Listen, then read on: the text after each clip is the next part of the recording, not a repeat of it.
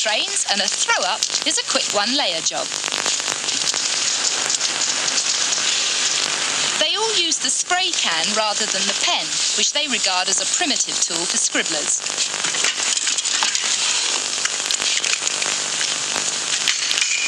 Right. The movement's even thrown up its own craftsmen.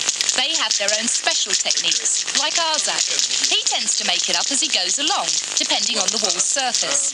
It depends on the surface you draw on it and the size of it, because you shouldn't expect to have the perfect wall when to spray. So I tend to have the drawing memorised so as to improvise it as I can go along. But to all the writers, a big part of the buzz is a periodic brush with the law. Some woman saw us from a window. She started shouting out, "Stop doing this, stop doing this." And like, we ignored her, you know what I mean, and carried on. It took about half an hour. As soon as we finished it, like, a police car came around the corner and we got caught, you know what I mean? Like red-handed, you know what I mean, spraying and that word. But today, top artists like Arzak are being forced to go straight by their success.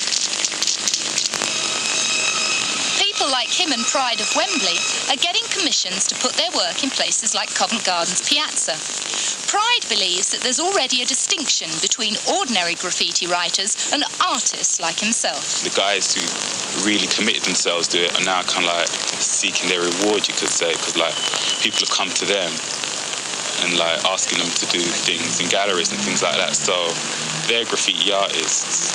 It's very good painting for galleries, but I can't see where it's related to graffiti art. The guy's said to be a young graffiti artist, but I don't see it as what you see on the streets. I mean, sort of like, if I wanted something like that, I could get his brother to do it for me.